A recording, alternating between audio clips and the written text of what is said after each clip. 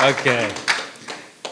Next up on the mic, Tiffany Boyle.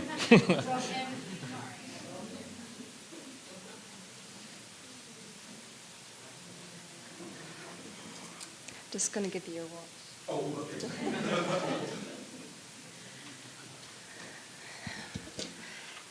So I'm just going to start. I don't have any audio, so I'm really sorry. I'm not going to be able to compete on that in that regard. So afternoon, everyone. I'm really happy to be a part of this panel today and to be present for my first experience of tilting axis at the third iteration.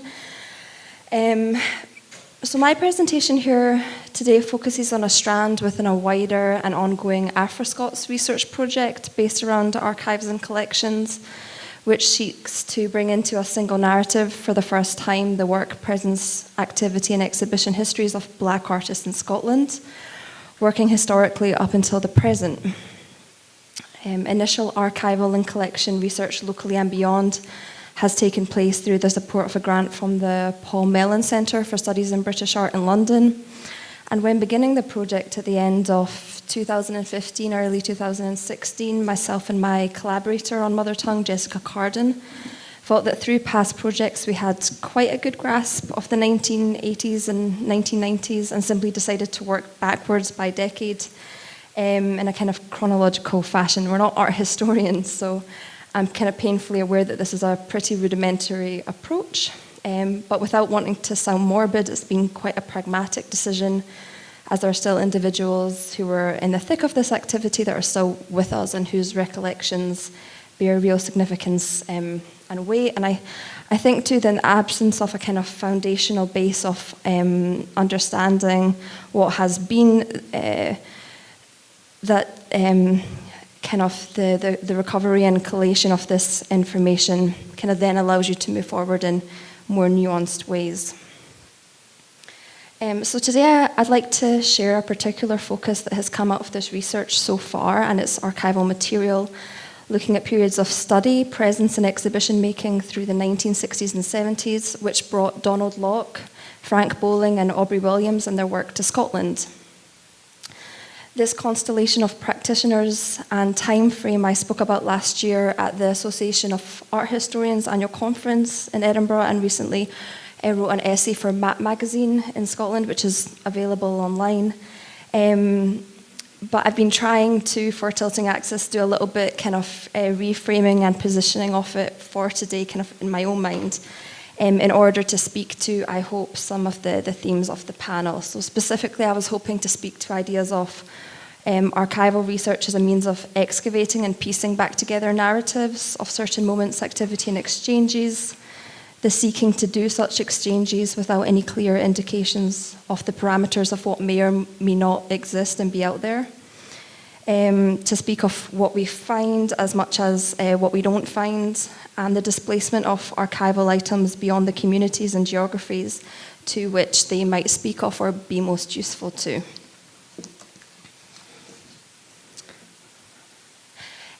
I just wanted to take a quick pit stop before really getting underway to touch base with Scottish art, in inverted commas, because it's the context to which this research kind of so far has really been responding to or kind of seeking to cut into. I mentioned a moment ago that I presented this research in Edinburgh last year as part of the Black British Art Histories panel, which I kind of felt a little bit awkward about being within. There was also panels going on about contemporary or about Scottish art histories, and I kind of felt like I should also be there. But the chair of the panel, an art historian, Dr. Alice Carreria, had told me about an experience she'd had at a similar kind of academic gathering when an older white male art historian had told her quite categorically that there were no Black artists in the history of art in Scotland. This is, of course, not the case at all, but the art narratives that have been put down in writing and in publications could mislead you to believe that this is, in fact, the reality. So pictured here, in this slide are kind of some of the seminal texts that you would maybe find as a student in libraries, or might be kind of a signal to go and do your research. And they kind of particularly cover the moment through the 1980s and 90s when, according to Hans-Ove Obrist, there was this Glasgow miracle and suddenly an arts community flourished in what had previously been a kind of Northern European periphery in art world terms. These texts don't include what I'm going to speak about today, and significant figures such as the Scots-Ghanaian artist Maud Slaughter have also been written out of these. I was going to reference Eddie, but I'm just going to keep on moving if that's okay. Yes, I wanted to begin in 1959 and with Donald Locke, who was born in Guyana and who lived between Guyana, the UK and Atlanta, and Arizona in his lifetime, passing away in 2010. Donald Locke came to Edinburgh in October 1959 with a scholarship from the Guyanese Ministry of Education to study for a 5-year master's degree in fine art, graduating on the 3rd of July 1964. This same year, his son, the artist Hugh Locke, was born in the city.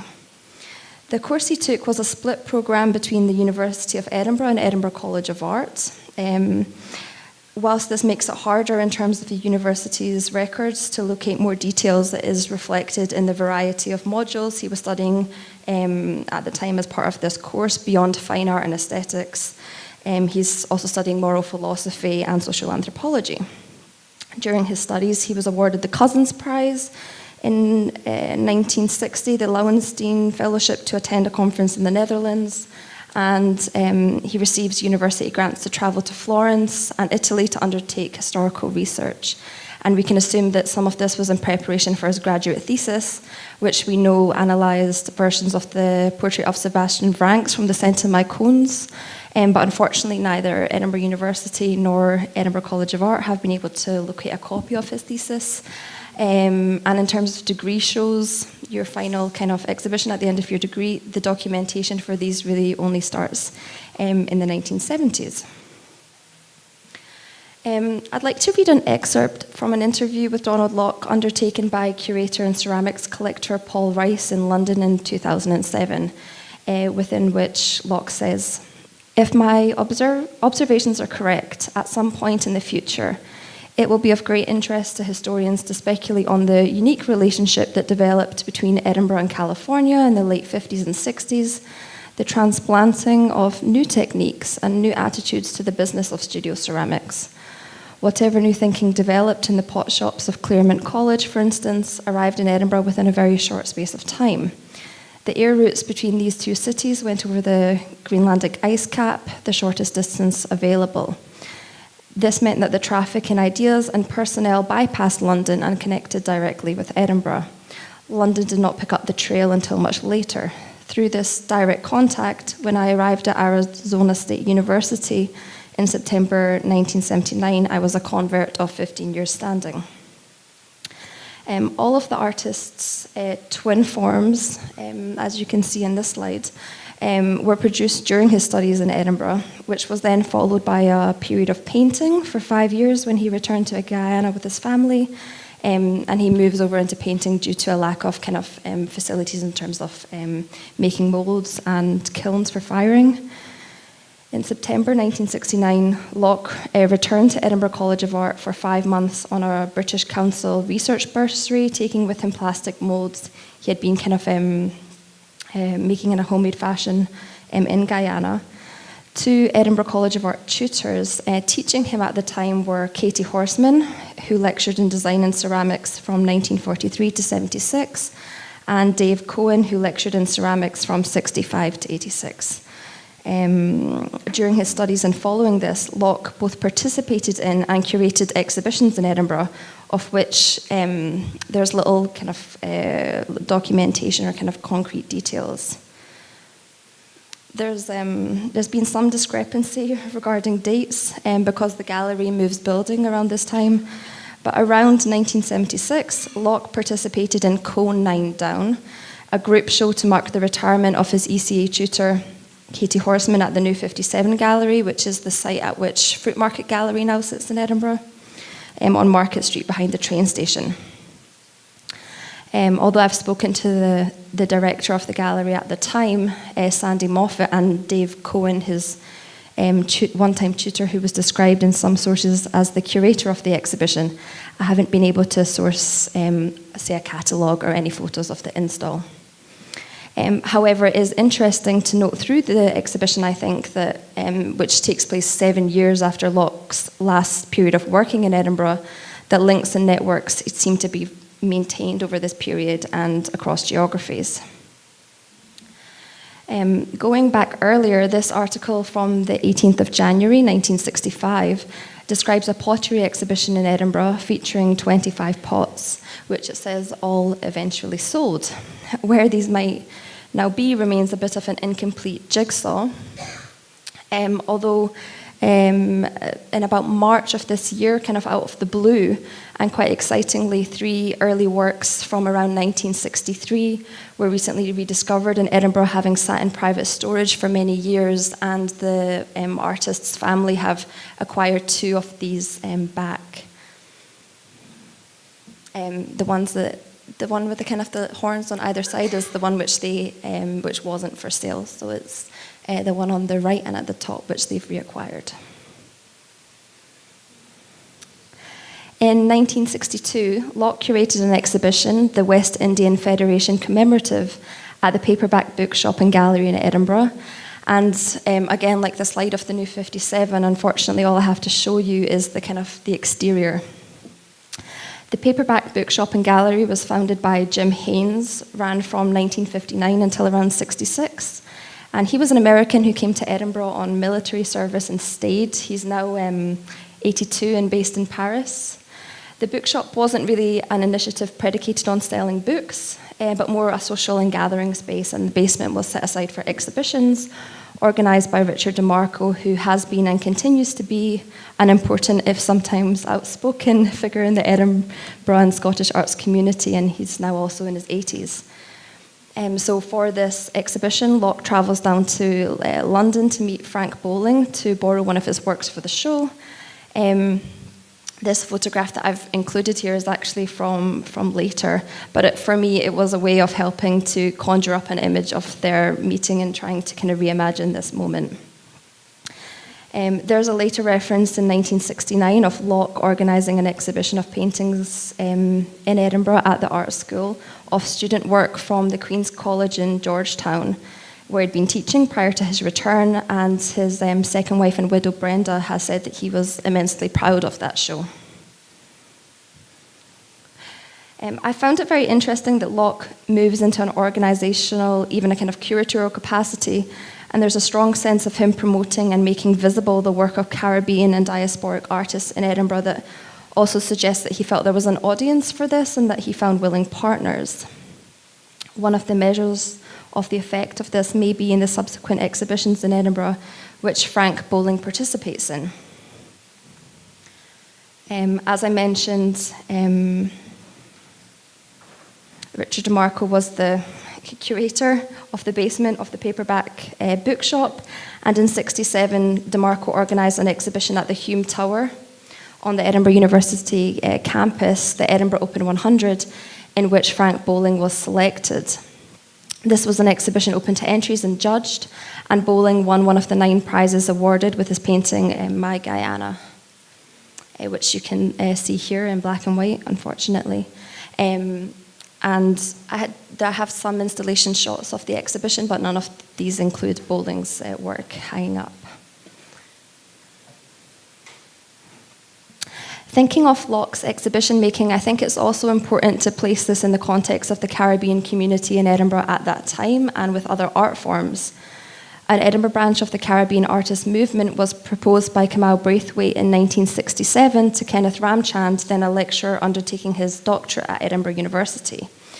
Ramchand and Braithwaite corresponded for some time, as we can see in these next few slides, from discussing the theoretical framing of such an organisation locally to how it should be named, worrying about the small numbers of members the branch could hope to attract, down to discussing membership fees subsidising the activity. So, well, I don't need to read this for you, but why don't you start a branch of CAM in and around Edinburgh? This will give some of us a chance of coming up, visiting you, and doing something in the north.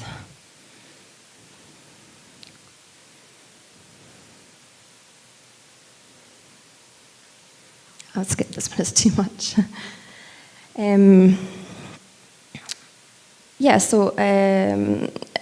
Ramchand kind of notes that a branch of CAM is difficult, and he says that they function mainly as a society with parties and films. They at one point bring up Wilson Harris to give a lecture in 1967. There was also a drama group putting on productions at the university in this kind of same moment of Derek Walcott plays in 1961 and 62 at Adams House. And both Ramchand and family members of Donald Locke have described very popular steel and calypso bands playing at this time also. And these images are from the Edinburgh University newspaper, the student-produced newspaper, unoriginally called The Student. 2 minutes? Oh my God. Okay. So to return to Frank Bowling, in between the paperback show and the Edinburgh Open 100, Bowling also exhibited as part of the 1964 Bowling Culbert Stalker at the Commonwealth Institute on Rutland Square in Edinburgh, sometimes known informally as the Commonwealth Galleries.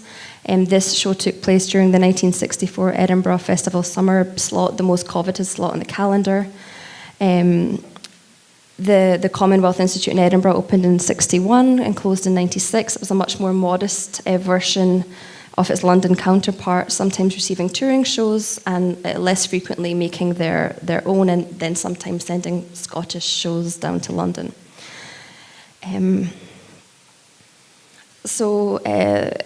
Bill Culbert is an artist from New Zealand, and he is the one who is kind of invited to curate the show and brings his work into kind of conversation with Frank Bowling's on Stalkers. And a report from the Institute notes that Frank Bowling's paintings received all the notices, whilst the review on the right from the locally well-known art critic Cordelia Oliver ends her article from the Glasgow Herald by saying it is Frank Bowling's work that makes a visit well worthwhile. So I'm going to skip ahead. So I just want to say something really quickly, that the Commonwealth initiatives in Scotland were not relegated to Edinburgh in this period. In 1965, Glasgow was a host city for the Commonwealth Arts Festival, which included the exhibition Four Painters, One Sculptor on the university campus. This was in addition to London, Liverpool and Cardiff. Although the University of Glasgow do not have documentation of this exhibition, you start to see the theme. There is a catalogue for the show in the National Library of Scotland, which names the work that were shown as part of this, as we can see in this next slide. And Maradawa Williams kindly has sent over images of these to kind of, again, kind of act as some kind of substitute, I guess, for what is not there. So kind of having kind of sketched over some of what did take place, I want you to try to pull some threads together, if I can maybe have 1 more minute. This research objectives has in many ways been to write back into Scottish art and narratives how it could be read in the Caribbean. I'm not so sure, but would be interested to learn. As you may have picked up throughout this presentation, researching the work of Locke, Williams and Bowling has included a lot of searching beyond Scotland and a lot of dead ends. For both archival material and works, there are no works by these 3 practitioners held in Scotland in public collections. And I think that that might resonate kind of locally here, looking for archives beyond your immediate locale. In doing so, it's often difficult to establish or have any kind of finality in knowing what's out there, what's still accessible, and it often relies on the generosity of individuals and family members to fill in the blanks and to contextualize material. However, these displacements elsewhere, and displacements might not be the word for this actually, do evidence networks, links and exchanges. These can perhaps be reactivated in new evaluations and understandings of the artistic relations and otherwise between Scotland and the Caribbean region. And that's me. Thank you. Sorry, I have a lot of people to thank, so I just wrote my Oscars list here. So I'd be really upset if I missed anyone because it's very extensive. But thank you, everyone. Thank you so much, Tiffany.